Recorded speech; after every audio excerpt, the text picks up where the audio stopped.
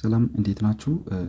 በዚህ ቪዲዮ ከስልካችን ወደ ኮምፒውተራችን ኤፍቲፒ ሰርቨር በመጠቀም ፋይል እንዴት አድርገን ትራንስፌር ማድረግ እንደምንችል የምናየው ይሆናል። መጀመሪያ በስልካችን ላይ ፕሌይ ስቶር ላይ በመግባት ኤፍቲፒ ቱል ዳውንሎድ ታደርጋላችሁ። ኤፍቲፒ ብላችሁ ኤፍቲፒ ቱል ብላችሁ ሰርች ስታደርጉት ይሄኛውን አፕሊኬሽን ያስመርጣችኋል። ይሄኛውን አፕሊኬሽን ዳውንሎድ ታደርጋላችሁ። ዳውንሎድ ካደረጋችሁ በኋላ ቀጥታ በስልካችሁ ላይ ትከፍታላችሁ።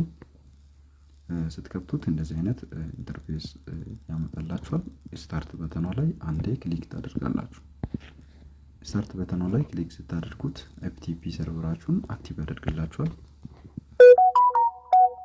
ኤፍቲፒ ሰርቨራችን አክቲቭ ሆኗል ማለት ነው። አሁን ቀጥታ ወደ ኮምፒውተራችን እንሄዳለን።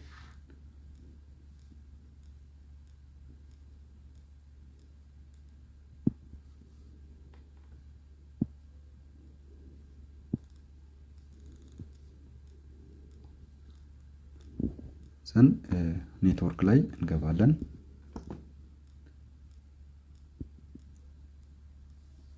ከዛ እዚህ ጋር አይፒ አድረሱን እንጽፋለን ማለት ነው። ኤፍቲፒ ኮለን 2 ጊዜ ፎርዋርድ ስላሽ አይፒ አድረሳችሁን ትጽፋላችሁ እዚህ ጋር።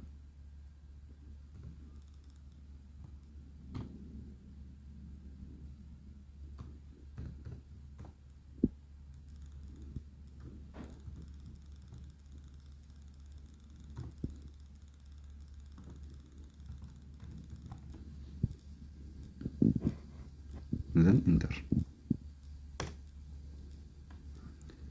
እንደምትመለከቱት ስልኬ ከኮምፒውተር ጋር ኮኔክትድ ሆኗል ማለት ነው።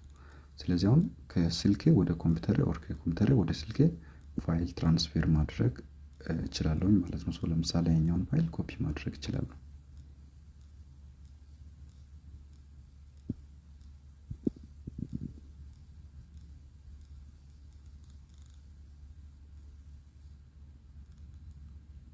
ሰክሰስፉሊ ኮፒ አድርጓል ማለት ነው። ከላፕቶፕ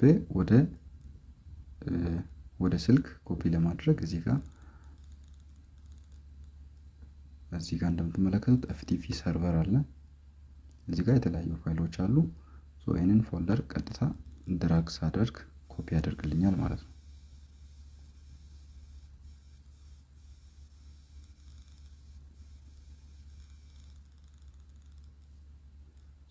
በቀላሉ ከስልክ ወደ ኮምፒውተር ከኮምፒውተር ወደ ስልክ ያለምንም ኬብል ኤፍቲፒ ሰርቨር በመጠቀም ፋይል ትራንስፌር ማድረግ ትችላላችሁ። ይሄ ቪዲዮ ከጠቀማችሁ ላይክ፣ ሰብስክራይብ ማድረጋችሁ እንዳትረሱ።